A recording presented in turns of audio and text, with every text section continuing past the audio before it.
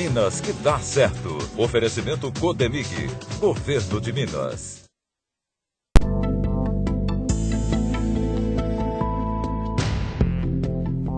A gente volta a falar sobre eleições. É no domingo que milhões de eleitores vão às urnas escolher prefeito e vereadores. Para falar sobre o assunto, aqui conosco no estúdio, o juiz eleitoral Luiz Carlos Correia. Boa noite, Luiz. A lei da ficha limpa aumentou o número de solicitações à Justiça Eleitoral?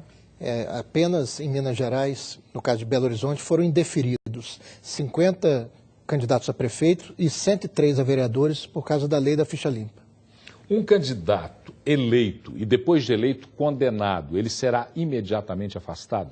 É o candidato que teve o registro indeferido e concorrer, ele só será diplomado se ele ganhar o recurso no Tribunal Superior Eleitoral. E o candidato que tiver o registro cassado por uma condenação será imediatamente afastado, assumindo o segundo colocado. Tanto nós da imprensa como o público em geral gosta de acompanhar o resultado pelo TRE.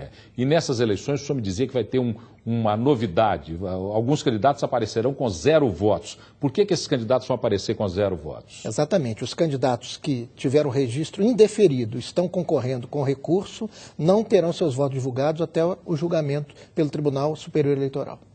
E com relação aos vereadores, um candidato que está com recurso junto ao tribunal, ele vai ser diplomado? Ele não será diplomado, o tribunal irá divulgar o resultado sem os votos desse candidato e se ele posteriormente obtiver a vitória no recurso, será feita uma nova apuração dos candidatos eleitos. No caso, por exemplo, de um candidato que é candidato a prefeito que é impedido e renuncia à véspera da eleição, o partido tem o direito de indicar um outro candidato? Sim, a legislação permite essa substituição e na urna eletrônica permanecerá, em virtude da impossibilidade de substituição, o nome do candidato que renunciou. Permanece então o nome do candidato que renunciou, mas o voto vai para aquele novo candidato indicado pelo partido? Exatamente. E a que horas está prevista a divulgação desses resultados aqui em Minas Gerais? A previsão é que em Belo Horizonte entre 10 e 10h30 da noite e no interior até 5 horas da manhã. Isso é uma agilidade se comparada com a última eleição de quanto tempo?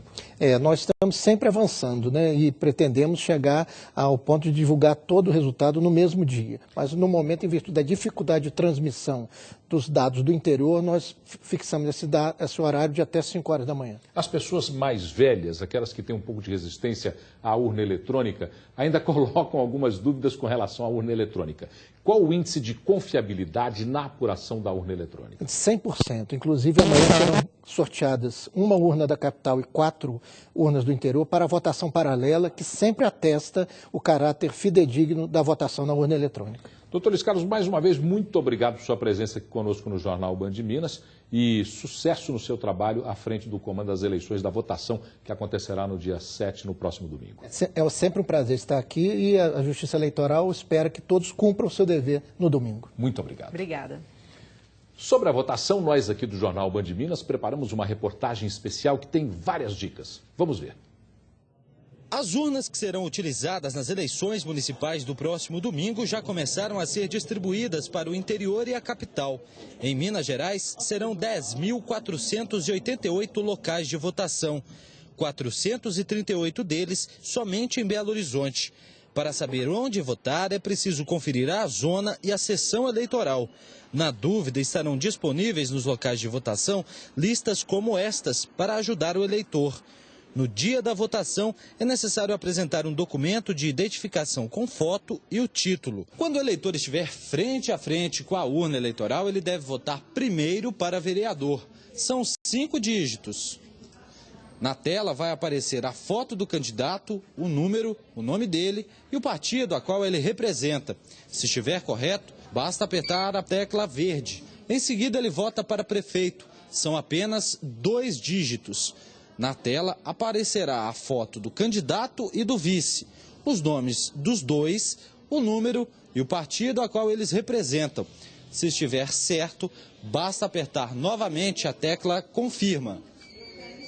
Esse aviso sonoro e a palavra fim na tela significa que o seu voto foi contabilizado. O TRE calcula que todo o procedimento deve levar menos de 40 segundos. Quem estiver fora da cidade onde vota deve justificar a ausência em qualquer local de votação usando este formulário, distribuído gratuitamente. Ele deve preencher o formulário de justificativa com o nome dele, o número do título, o nome da mãe, a data de nascimento e procurar uma sessão eleitoral onde estiver acontecendo a votação.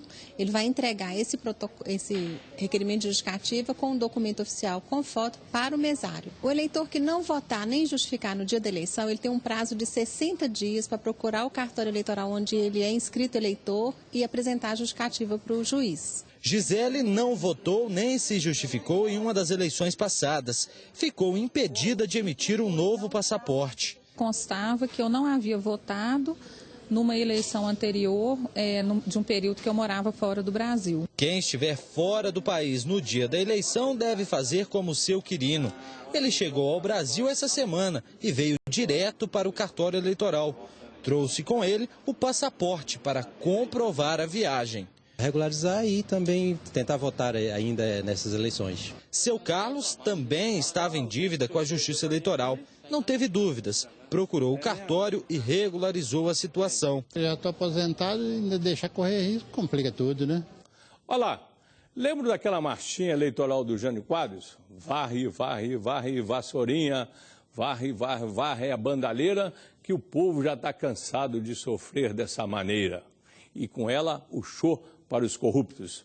Pois bem, justamente às vésperas das eleições, que os candidatos e cabos eleitorais mais poluem as cidades com seus confetes de santinhos. Então, mãos à obra, como na campanha Chute um Cavalete, sucesso em redes sociais, em batalha contra a poluição visual causada por políticos. De vassoura na mão, vamos varrer de uma vez por todos os que persistem em sujar as ruas com propaganda eleitoral. Lixão.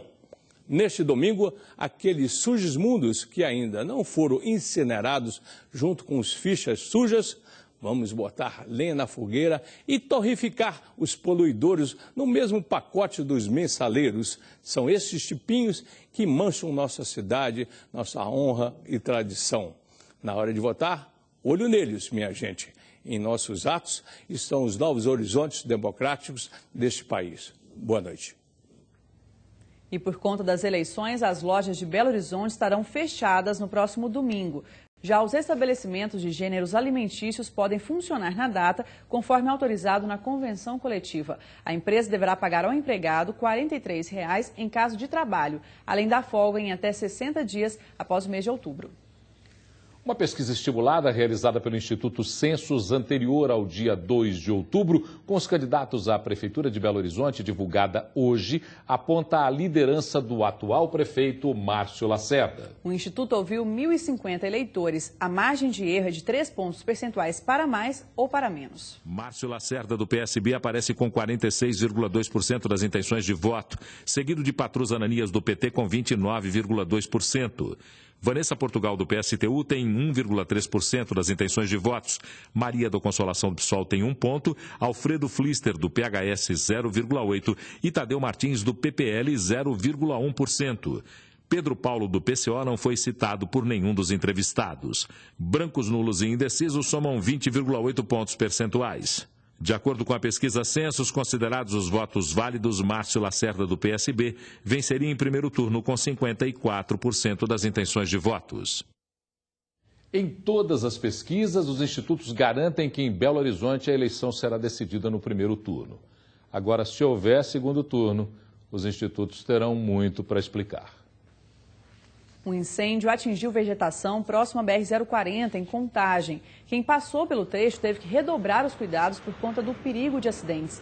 2 viaturas e um helicóptero do Corpo de Bombeiros foram deslocados até o local para tentar conter as chamas. A polícia descobriu um local que é usado para o refino de drogas em Juiz de Fora. As imagens cedidas pela Polícia Civil mostram a prisão de 2 homens, Mauro César Reis, de 33 anos, e Luiz Henrique Otaviano, de 45, foram levados para o Ceresp. Luiz Henrique é foragido da Justiça, foi condenado pelo homicídio da esposa. Um terceiro envolvido conseguiu escapar. O local já era investigado há cerca de 45 dias. Os policiais foram informados de que havia movimentação na casa onde funcionava o laboratório. 7 homens e 3 viaturas participaram da ação.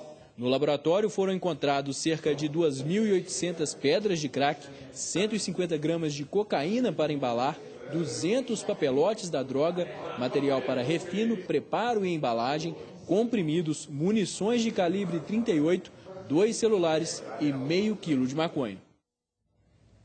No próximo bloco, polícia apreende ônibus clandestino que levava passageiros de Minas para São Paulo. E você vai saber como o Atlético e o Cruzeiro entram em campo para a rodada do final de semana. Vamos conferir mais uma vez as imagens da noite de Belo Horizonte. Belo Horizonte que tem agora 22 graus e a umidade relativa do ar muito baixa, 23%. É a seca que ainda continua. 7 horas, 12 minutos, a gente volta já.